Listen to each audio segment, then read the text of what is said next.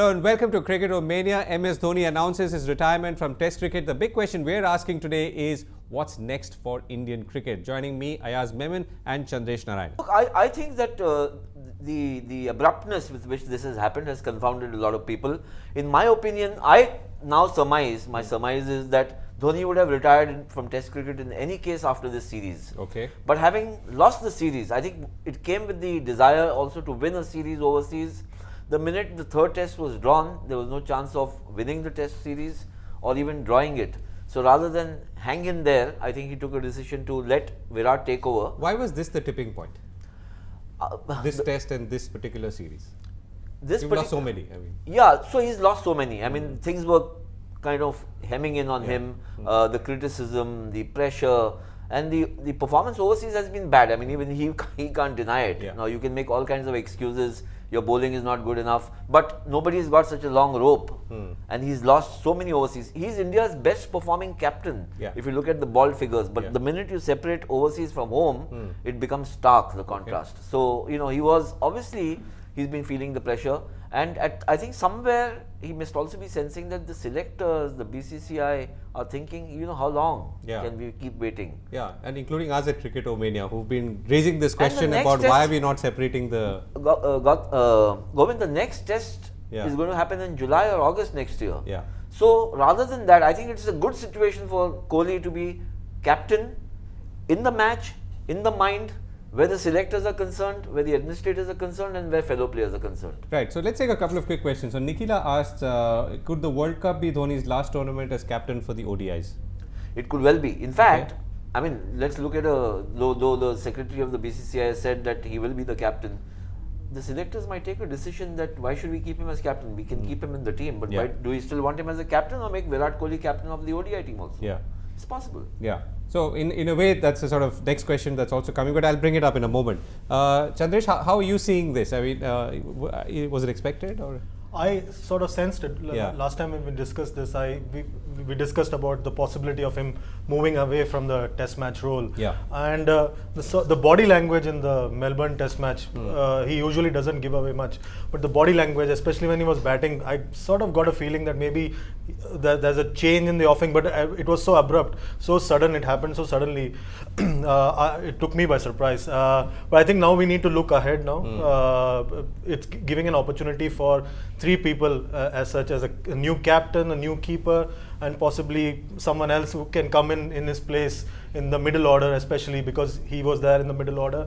And I think this is an excellent opportunity for Virat Kohli to leave a stamp on the test team the way he wants to build it. So let's talk about the individual for a moment quickly. I mean, and let's build a little more on this point, and then we'll come to the larger structure challenge that Indian cricket faces. Virat Kohli. He is captain. Yes, I mean he was captain designate. Yeah. He's a very frothy, effervescent kind of a fellow. Sometimes a little over the top, which he must learn to control. I think he will. But he's very different from Dhoni. Yeah. And I think he's very ambitious, and that shows. And he has the gumption for a stretched out match, i.e., Test cricket. Yes, I think that's the big issue which has come up. That Dhoni seemed to have lost the bandwidth for the 5-day game. You know, he would be. It seemed that he would be involved in patches, but otherwise kind of meandering through a 5-day game. While he was completely different in a one-day or a T20 game. Right. But Virat, as what we've seen in the match here, first Test match, was on the boil for all 5 days. Now, obviously, this is because it's a starting point for him. The excitement and the enthuse there. Dhoni has been doing it for 7-8 years, so his energy levels will be different. His approach is different, but at this point in time, I think India perhaps needed this kind of fresh energy, fresh imagination, fresh ideas in the test match. Okay, Kohli? Kohli, I think, is an excellent choice. I think, as Mr. Memon said, he needs to learn to control his emotions. I think the best thing about Kohli is that he holds his place as a batsman in the side, and he's leading from the front with his performances, at least for the moment. I think that will make a huge difference. In the case of Dhoni, he was coming so low down the order. He wasn't able to command the same performances in the test match format like he does in the one days or the T20. So in that sense, Kohli is an excellent choice in the test match format for India. Okay. I might disagree with that a bit, Chandresh, that when we compare wicketkeeper batsmen, we always have Adam Gilchrist as the yardstick. I mean, Dhoni he's got more runs than anybody else as a captain in India, even more than Gavaskar did. So he's captained 60 matches, made almost 4,000 runs. He's averaging 38, which is extremely good, for any wicket-keeper batsman. He's got the most victims. I don't think it's that. I think that there has been a fade-out period which has been particularly marked this year, because this was the year he had banked on very heavily. A whole new crop of players who he had virtually handpicked, a host of overseas series where he thought that we'll actually go out and win. It didn't happen in South Africa, it didn't happen in New Zealand, it didn't happen in England despite us winning the second test match, and it didn't happen in Australia. And that kind of was a fell blow for him. Okay. Do you think there was a sense of drift when he was on the field? He's been that guy. He's a very undemonstrative guy. He's not been your in-your-face captain and barking orders and taking panga. So I don't think. Who's been able to read Dhoni? No one. No one. So I don't think it's that. When he was doing well, everybody thought he's captain cool, and things happen by magic. When things don't happen, then you start wondering, hey, why isn't he doing anything? Okay, so let's address let's use the next half of the program to really address the larger issue, right? So we've been talking about this. We're saying, okay, these are two different disciplines, one-day cricket and Test cricket. We've clearly been lagging hugely in Test cricket, even more so in the international pitches. Yeah. It's not. I mean, one day we're doing okay, but it's not something that we're necessarily covering ourselves with glory every time either, right? We've actually done well in one days. Yes, but we could except do better. for a New Zealand tour where we lost badly. Yeah. I think we've done extremely well in ODIs. Are we number one or not is the question. We are number one or number two. Yeah, okay. So the point is, therefore, if we were to build these two disciplines as disciplines, what needs to be done next? So I think that there needs to be, obviously it starts, and this is where I think Dhoni must hold himself a little responsible, that in his own prioritization, he gave more weightage to limited overs cricket as would emerge now or has emerged now than Test cricket. At some stage, he seemed to give up on Test cricket, saying, I can't do much because I don't have the bowlers. This is the best I can do. Yeah. In the limited overs format, he seemed to be far more in the game. Self-belief was higher, saying, yes, we can win. So I think Virat's job first would be to make sure that, he thinks a little differently from Dhoni and ensures that we were number one as a Test side, not 20 years ago, but 4 years ago. And we can become number one, provided we start thinking that we can be number one. I think that's his first thing, to forge that self-belief that Test cricket is important. So let's take a step back. So these are the individuals, right? So Virat is the individual on whom there is a spotlight. Dhoni was the individual on whom there was a spotlight, who did not, unfortunately, or could not deliver. Now, how does the system sort of create this structure so as to achieve some balance between these two disciplines of Test cricket and one days? Well, the simplest way would be to reward Test victories handsomely. Perhaps more than what people get in ODIs and IPL and all that, and create Test match specialists who actually think. So could this be the beginning of that? Is this all of this? Is this the precursor, or could this be the precursor? The dynamics of how money comes into the system work a little differently. Right. At some stage, guys are going to say, we don't get 5,000 people to watch a Test match. Do you really want us to pump in so much money? Right. No country is doing it. Right. They're all veering towards not even the ODI game, towards T20. Correct. I think the Indian system is rich enough, it's got enough financial heft to aggressively pursue the Test match agenda. I have kept saying this, that being the richest board in the world does not make it the best question that sort of team. springs to mind since you say it now is that, so did Dhoni sort of give up on this because there's absolutely no future? Is that the message, or is it because he himself was obviously not being able to hold up? It's a bit of both, but I think Dhoni is a child of the times. I mean, somebody like a Dravid or a Tendulkar of that era who grew up watching Test cricket as kids thought differently. Yeah. Their idea of the tradition of the game is very different from the younger lot today. Yeah. So as by extension, therefore, with someone like him calling it retirement, is it also sort of not the end of the game, but is it sort of one nail in the coffin for Test cricket? For Test cricket, Test cricket has got serious issues. Or is that overextending the? No, it's got serious issues, irrespective of Dhoni. Yeah. I mean, you watch India versus Australia, which is a big series, perhaps the most talked about series in recent times. You don't have a packed house. You still got television audiences and online audiences, but you don't have 75, 80,000, 60,000 spectators going there. So, Test cricket needs a series of things to be done to kind of revive it. I really don't know the 5-day game, whether it has appeal for young people across the world, not just in India. That's the issue. Sandesh? I think if you look at the overall picture for Indian cricket, I see it as a puzzle where everything's falling into place slowly. It's going to be a long haul. I think we have 3 players who have stood up and are ready for the test match format in Vijay, Ajinkya Rahane and Virat Kohli. It's the rest of the piece, the rest of the puzzle that needs to start falling into place. I think more importantly now, the BCCI needs to either get someone like a Ravi Shastri, give him a plan and say, or ask him to come up with a plan for a long-term vision for the test match format for India, because the one day you team. believe that there has to be a vision, there has to be Absolutely. Otherwise, they won't. Australia when they lost. We shouldn't be seeing the Dhoni retirement as a sort of larger, absolutely not. Because there are serious questions. There are serious questions about the bowling, about the various other aspects of the team personnel that needs to be addressed, which I think that we are not addressing it quickly enough. And like Mr. Gavaskar said yesterday on television, the same bowlers went in 2011. The same set of bowlers have gone this time. We have ended up with the same result. We have not addressed that part of the problem, and we need to look at domestic cricket, have a vision, have a plan, a long-term vision of where we want to be in 2017 or 2018 as a test team, or whether we want to be #1 test team or so not. I ask, I know it's a slightly different debate, but so do we in 2017 want to be known for playing test? Yeah, if that's the objective, then something needs to be done. What do you think? I think I'm not so bullish about it. I don't think people are thinking like that. I would share Chandresh's view to an extent, because look what happened when we became the #1 test team in 2009-10, and we were #1 test team for 18 months. And then came this slump, and I haven't seen great alarm in the system. Not even, maybe the captain felt it personally and the players felt it personally, but there's been no alarm. There's not been any, let's go out and what's happening? Everything is crumbling around us. They were happy. We won Champions Trophy. We've done this. We've done that. We made so many crores. We are in a great state of health. So I think that it's been a very short-sighted approach where Test cricket is concerned. It's been very market-driven. Of course. The whole system has been very market-driven, and therefore, where the markets have put in a lot more money and attention and media kind of hype, we've actually done extremely well.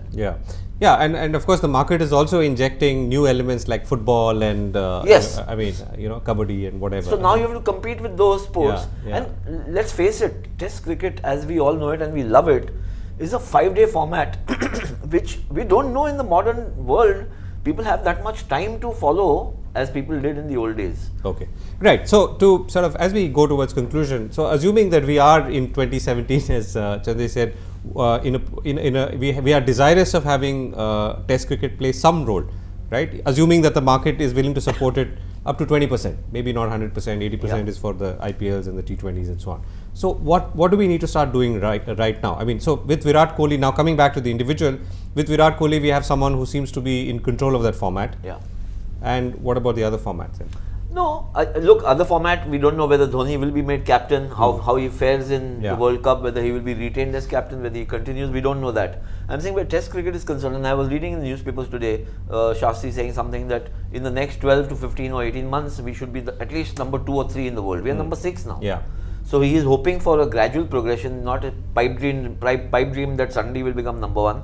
If that's the thinking, and if Ravi Shastri's assignment finishes after the World Cup. So is he going to be cricket director, or is he going to go back and be commentator and say what's happening on the field? We don't know. So there are too many loose ends.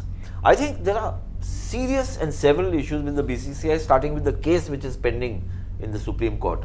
We don't know how that will fall out or pan out. But is it true that this Dhoni's announcement came as a surprise to the BCCI itself? I would tend to believe it. I wouldn't tend to believe the conspiracy theories. Okay. Not that I have inside information, but just knowing he's been a bit of a maverick, Dhoni. Difficult to read. He's a bit of a lone wolf while he's been part of the biggest sport in India, and known to do all kinds of things which don't kind of add up. But there he is. Chandresh, I think he's been. No, I'm just. I agree with him about the lack of vision on the BCCI. Also, I think that in the coming months we'll get a clear indication of which way the BCCI is headed and which way they want Indian cricket to head. I'll give you a simple example. This is a very key tour, and we start the tour with two-day matches. There was no effort to say organize a 3-day match. This is a very simple example of the vision or the lack of vision for the test match format. So you have a Cheteshwar Pujara who's not played much cricket in India as well, without going into a test series without much cricket. These are the sort of things a test match specialist like Pujara lacks. He does not have much cricket going into a test series, so he starts off with a handicap of not having played one-day cricket and T20 cricket. So I think that they need to show a bit more planning and bit more creativity in the way they plan. Even with putting ODI and T20 cricket at top, they can afford to give some amount of thought to the way tours are planned, and that will give an indication of where Indian Test cricket is headed, in my view. Okay, so these are the initial steps that one needs to sort of orchestrate in order for the larger thing to fall into place. You know, Govind, I mean, not that I want to dispute what he's saying, but I think that the way the sport is run globally has changed. When Australia goes to England, they might, because of long-standing tradition, have more games, but they are not at what it used to be. Earlier, the Ashes series would be 3.5 months. Today, they are crunched into less than 2 months. The number of games between matches have vanished. So, yes, everybody would like more opportunities to kind of come into form and all, but that does not exist. And the players know it well enough. Either they choose this, or they choose also the league and ODIs, which is cash rich, and they all want that. You can't have everything. And I think the younger players are growing up with the mindset knowing exactly how much opportunity exists. And where, But they are prioritizing and saying, you know, what is my reward for 5 days work? It is less than a 1-day work or a 20-hour work. And where am I getting more fame? Where am I getting more money?